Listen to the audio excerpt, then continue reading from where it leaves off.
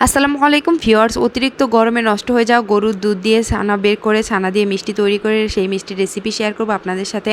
আমিও যে অনেক ভালো মিষ্টি বানাতে পারি তাও কিন্তু না, তারপর যতটুকু পারি আপনাদের সাথে শেয়ার করব। আশা করছি রেসিপিটা অনেক বেশি ভালো লাগবে। তো কথা না বাড়িয়ে কাজে চলে যাই। সকালবেলা নাস্তা করার পরে বাচ্চাকে নাস্তা করানোর পরে যে কতগুলো থালা বাসন জমে যায়, সেই থালা বাসনগুলো ধুয়ে পরিষ্কার করে আমি দুপুরে রান্নাটা বসিয়ে দেই। এখন আমি রান্না করার জন্য রান্নাঘরে যাই। সবার আগে আমি সিঙ্কটাকে খুব ভালোভাবে পরিষ্কার করে নেই। দেখা যায় সবসময় এটা সেটা খাওয়া হয়, নিজেরা বাকি বাচ্চাকেও খাওয়ানো হয়। অনেক সময় থালা বাসনগুলো সিঙ্কে জমে যায়, কিন্তু এই সিঙ্কে যদি জমে থাকা থালা বাসন নিয়ে আমি রান্না করতে যাই তাহলে আমি অনেক বেশি ঝামেলা পড়ে যাই।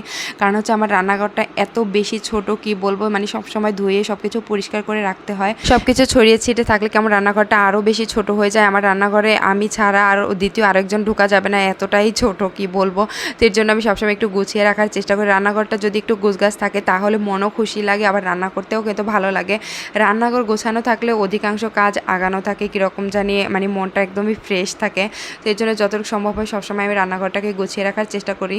এদিকে আমি মুরগির মাংসটা বসিয়ে দিব। আজকে শুধুই মুরগির মাংস রান্না করব, আর আমি আজকে একটু রান্নাঘরটাকেও খুব ভালোভাবে গুছিয়ে নেব।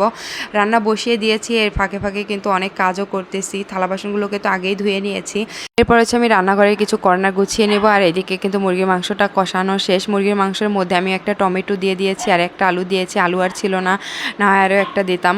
এদিকে টমেটো দিয়ে কিন্তু মুরগির মাংস রান্না করলে কালারটা বেশি সুন্দর আসে। আর আমি যখনই টমেটো দিয়ে মুরগির মাংসটা কষানো দেখেই কীরকম জানি লোভ লেগে যায়। আমার হাতে মুরগির মাংস রান্নাটা সবাই অনেক বেশি পছন্দ করে। এরপরে একটু বেশি করে ঝোল দিয়ে দিব। আমি সব কিছু অনেক বেশি কষিয়ে তারপরে রান্না করি। মুরগির মাংসটাকে 2-3 বার একটু একটু করে পানি দিয়ে তারপর কষিয়ে কিন্তু আমি রান্না করি। এর জন্য মনে হয় স্বাদটা আরও বেশি ভালো আসে। আর এদিকে হলুদ মরিচ রাখার জন্য ওই কর্নারটা আমি সাজিয়ে নিয়েছি। রান্নাঘরটা এতটাই ছোট, কোথায় কি রাখবো বুঝতে পারি না। তো এর জন্য ভাবলাম ছোট্ট একটা র্যাক দিয়ে চুলার পাশে আমি হলুদ মরিচ, তারপর তেল রাখার একটা স্পেস করে নেই। রান্নাবান্না শেষ করে যখন দুধ জাল করতে আসি তখন দেখি দুধগুলো একদমই নষ্ট হয়ে গেছে। এখানে 1 কেজি পরিমাণ গরুর দুধ ছিল। আমি আগের দিন দুধগুলোকে রেখে ফ্রিজে রেখে দিয়েছিলাম, কিন্তু জাল করা আর হয়নি। কিন্তু একদিনের মধ্যে যে দুধটা নষ্ট হয়ে যাবে তা আমি একদমই বুঝতে পারিনি। কারণ এর আগে এরকম হয়েছে যে দুধ রেখেই ফ্রিজে রেখে দিয়েছিলাম আর জাল করা হয়নি। পরদিন জাল করেছি, কিন্তু ভালো ছিল। কেন জানি না আজকে দুধগুলো একদমই নষ্ট হয়ে গিয়েছে। আর এই ভিডিওটা কিন্তু আমার কয়েকদিন আগের করা ছিল। আর এরপরে আমি দুধগুলো থেকে পানি চিপড়ে খুব ভালোভাবে ছানা বের করে নিয়েছি। আর এখন মিষ্টি বানানোর জন্য এখানে আমি সুজি নিয়েছি 1 চামচ, এখানে চিনি নিয়েছি 1 চামচ, গুঁড়ো দুধ নিয়েছি, আটা নিয়েছি 1 চামচ, আর সামান্য পরিমাণ আমি এখানে বেকিং সোডা নিয়েছি। সবগুলো উপকরণ কিন্তু খুব ভালোভাবে মিশিয়ে নিতে হবে। এর আগে আমি ছানাগুলোকে হাত দিয়ে একটুখানি মিক্সড করে নিব সবগুলোর সাথে। একটু সময় নিয়ে যদি মিষ্টিটা বানানো হয় তাহলে কিন্তু মিষ্টিটা ভালো হয়। যদিও আমি অনেক বেশি এক্সপার্ট না মিষ্টি বানানোর ক্ষেত্রে, তারপরেও আমি যতটুকু সম্ভব বানানোর চেষ্টা করি। এই গরমের মধ্যে দেখা যায় আমরা অনেকেই কিন্তু ঝামেলায় পড়ে যাই এরকম দুধ নষ্ট হয়ে যাওয়ার। তো যাই হোক, দুধগুলো দিয়ে কী করব তখন আর খুঁজে পাই না, মাথায়ও আসে না অনেক সময়। আর এদিকে সব শুকনো উপকরণগুলোর মধ্যে আমি এখানে ঘি দিয়ে দিয়েছি। অবশ্যই ঘি দিতে হবে, ঘি দিলে কিন্তু ফ্লেভারটা অনেক বেশি ভালো আসবে। শুকনো উপকরণগুলোকে এভাবে মেশানোর আগে কিন্তু আমি ছানাটাকে একটু সময় নিয়ে হাত দিয়ে মথে নিয়েছিলাম। আর এরপরে এখন সবগুলো উপকরণ একসাথে দিয়ে দিব।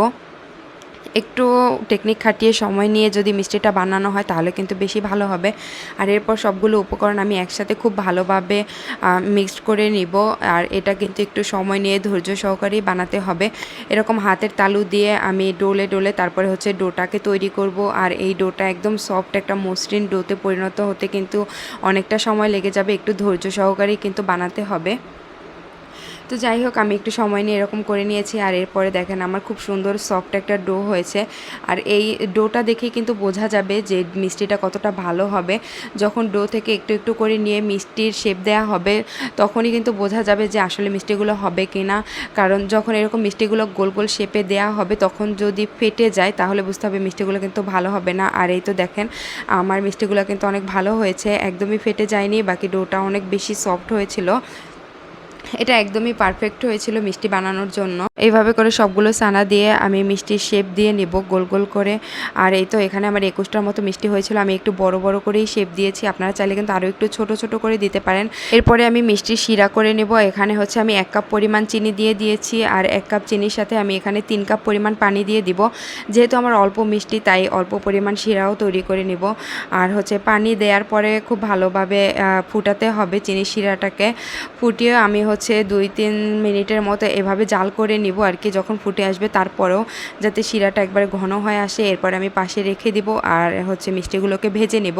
তো মিষ্টি ভাজার জন্য এখানে কিন্তু অনেক বেশি তেল দিতে হবে যাতে মিষ্টিগুলো একদম ডুবে যায়। মিষ্টিগুলো যাতে একদম উপরে ভেসে না থাকে সেটা লক্ষ্য করতে হবে। এইরকমভাবে তেল দিয়ে তারপর কিন্তু ভাজতে হবে, না হয় কিন্তু মিষ্টিগুলো একদমই ভাজা ভালো হবে না। তো এরপর হচ্ছে আমি সবগুলো মিষ্টি দিয়ে দিব তেলের মধ্যে। এরপরে খুবই আস্তে আস্তে আমি একটু হালকাভাবে নেড়ে চেড়ে দিব যাতে এক পাশ হয়ে যায় আর এক পাশ না হয়, এরকমভাবে না হয়। তো যাই হোক, হালকা একটু ভাজার পরে আমি 3-4টা কালারে উঠিয়ে নেব মিষ্টিগুলোকে। তো প্রথম কালারে আমি সাদা মিষ্টিগুলো উঠিয়ে নিয়েছি। এই মিষ্টিগুলো যখন একটু সাদা সাদা ছিল তখনই কিন্তু আমি উঠিয়ে নিয়েছি যাতে করে কালারগুলো দেখতে ভালো আসে। সবগুলো মিষ্টি যাতে একসাথে রাখলে একটু ভালো দেখা যায়।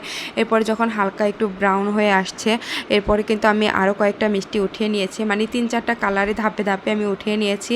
আপনারা যখন বানাবেন তখন কিন্তু যে কোনো একটা কালারও করে নিতে পারবেন, তাতে কিন্তু কোনো ধরনের সমস্যা নেই। এটা জাস্ট দেখার সৌন্দর্যের জন্য আমি কয়েকটা কালারে উঠিয়ে নিয়েছি মিষ্টিগুলো। এক্ষেত্রে কিন্তু আপনারা একদম খুব ভালোভাবে ভেজে একদম ফুল ব্রাউন কালার হয়ে যখন আসবে তখনও কিন্তু উঠাতে পারেন, আবার হালকা ব্রাউন কালার থাকলে তখনও কিন্তু উঠাতে পারেন। এটা আপনাদের ইচ্ছা বা যার যার ইচ্ছা মতো উঠাতে পারবে, তাতে কোনো সমস্যা নেই। আর উঠিয়ে কিন্তু আমি মিষ্টিগুলোকে শিরার মধ্যে দিয়ে দিয়েছি, আপনারা কিন্তু দেখতেই পাচ্ছেন।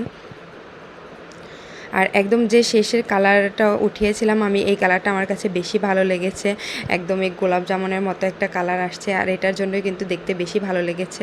আর এরপরে হচ্ছে আমি চিনির শিরার মধ্যে দিয়ে একটু নেড়ে চেড়ে চুলার জাল বাড়িয়ে দিয়ে আমি হচ্ছে প্রায় 8 থেকে 10 মিনিটের মতো মিষ্টিগুলোকে জাল করে নেব। আর এগুলো কিন্তু ফুলে একদম ডাবল হয়ে গেছে। এরপর ভেবেছিলাম মিষ্টিগুলো ঠান্ডা হবে তারপর সার্ভ করব, কিন্তু সাদের বাবা বলতেছে যে গরম গরম মিষ্টি খাবে, তাই তাড়াতাড়ি করে সার্ভ করে দিলাম।